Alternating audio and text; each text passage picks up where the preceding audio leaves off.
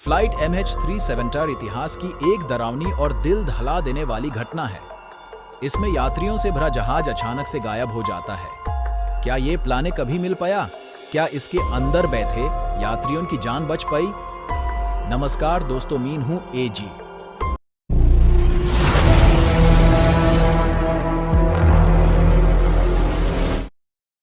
की थी। यह फ्लाइट एचई से क्लियरेंस मिलने के बाद कुआलालंपुर से बीजिंग जाने की तैयारी कर रही थी। यह फ्लाइट 12:42 पर उड़ान भरती है और अगले 5.5 घंटों में इसे बीजिंग पहुंचना था।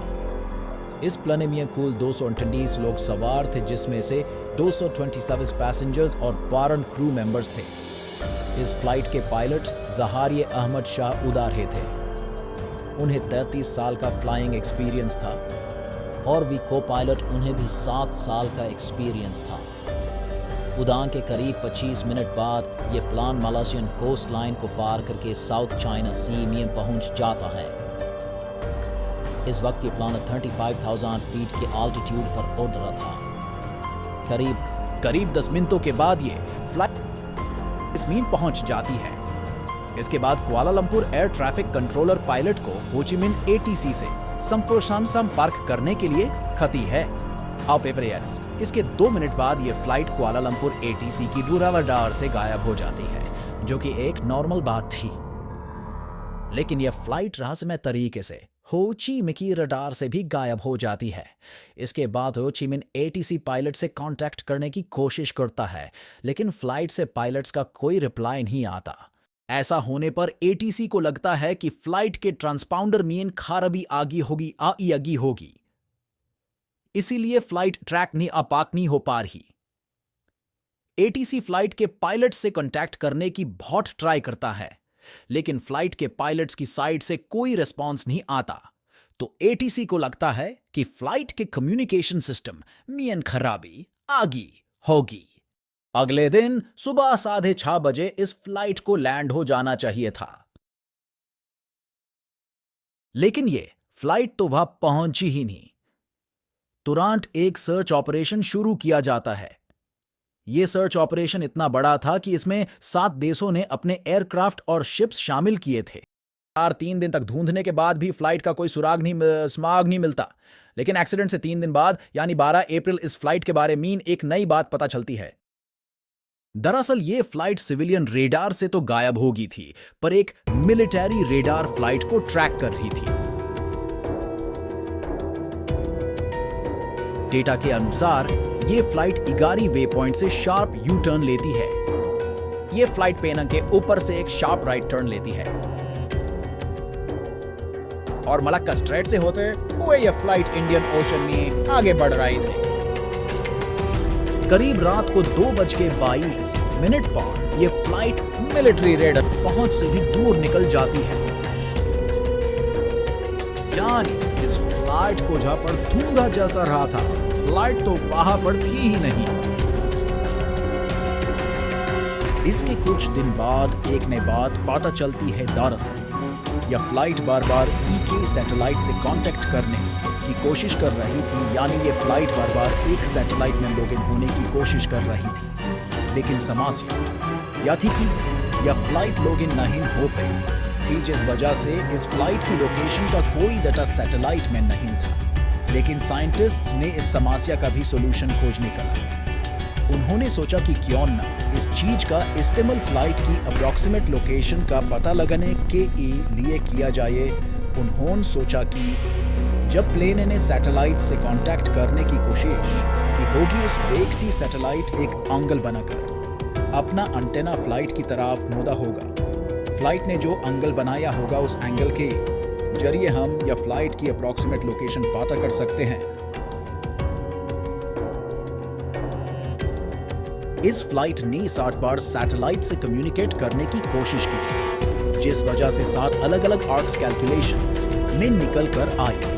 ये जो 7 आर्क्स थे, ये 60 पॉइंट्स को इंडिकेट कर रहे थे जहां पर फ्लाइट ने कांटेक्ट करने की कोशिश की, और इनमें से मोस्ट अप्रॉक्सीमेट आर्क जो फ्यूल क्वांटिटी और बाकी फैक्टर्स को देखकर अंदाजा लगाया गया वो ये था।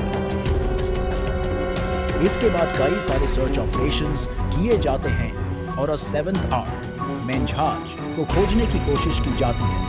अप्रैल 2014 में सरफेस सर्च ऑपरेशंस को बंद कर दिया गया क्योंकि अब जहाज क्रैश हुआ है तो इतने समय में वो पानी में डूब गया होगा और उसके बाद शुरू होता है दुनिया का सबसे बड़ा और सबसे महंगा सर्च ऑपरेशन। इसमें under water search operations conduct किए जाने लगे।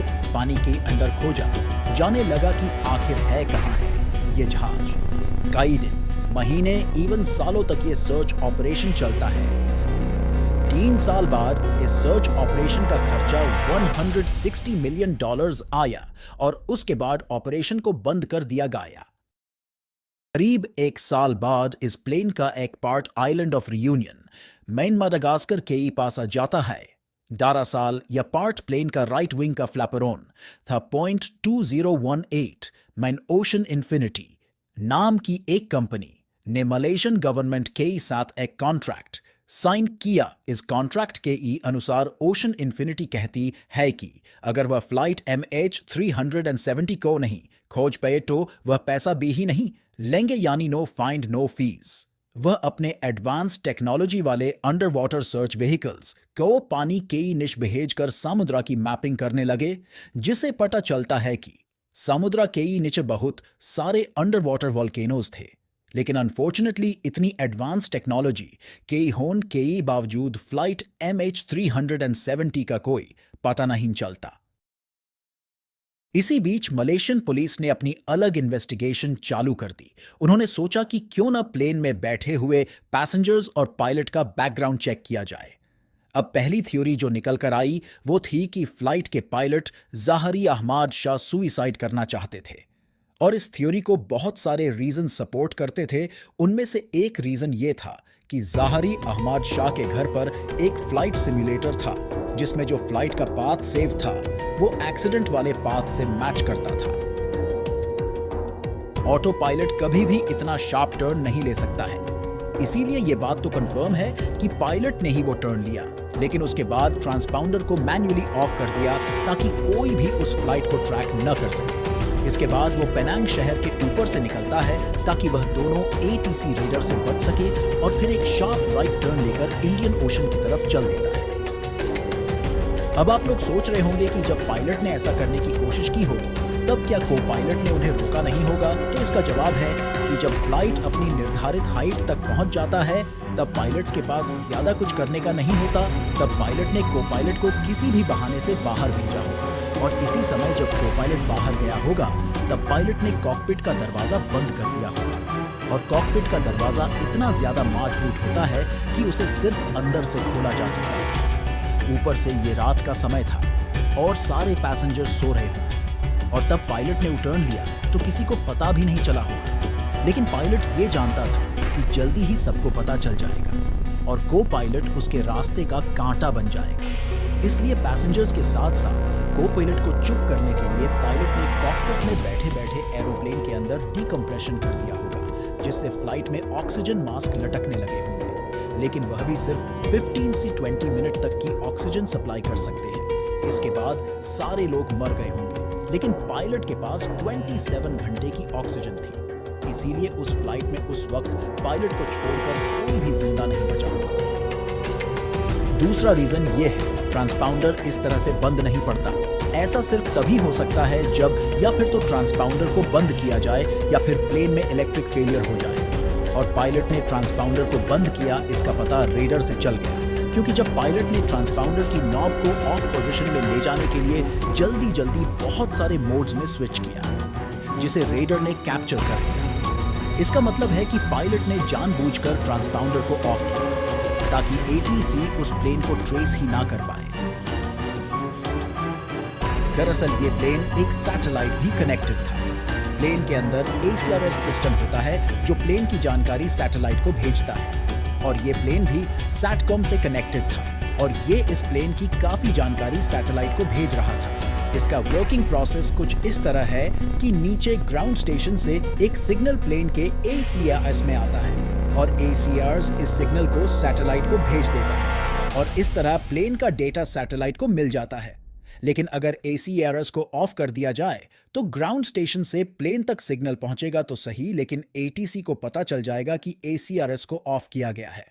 इसीलिए पायलट ने एक ACRS को ऑफ ना करके पूरे प्लेन की इलेक्ट्रिसिटी को ही बंद कर दिया। ऐसा करने से ACRS ऑटोमेटिकली ऑफ हो गया। दरअसल प्लेन के दोनों इंजन्स में जनरेटर होता है जो पूरे प्लेन को पावर प्रोवाइड करता है। प्लेन में इलेक्ट्रिसिटी बंद करने के लिए पायलट ने सिंपली दोनों इंजन को ऑफ कर दिया होगा, जिससे पूरे प्लेन में इलेक्ट्रिसिटी बंद हो गई होगी और APU ऑटोमेटिकली ऑन हो गया होगा, लेकिन पायलट ने उसे भी ऑन ऑफ कर दिया होगा। इसके बाद राम एयर टर्बाइन प्लेन को पावर देने लगा होगा, लेकिन ये इतनी पावर नहीं दे पाता है कि ACRS या ऑटो पायलट जैसे सिस्टम चलने लगे। वह सिर्फ कॉकपिट के मोस्ट इंपोर्टेंट सिस्टम को ही चलाता है।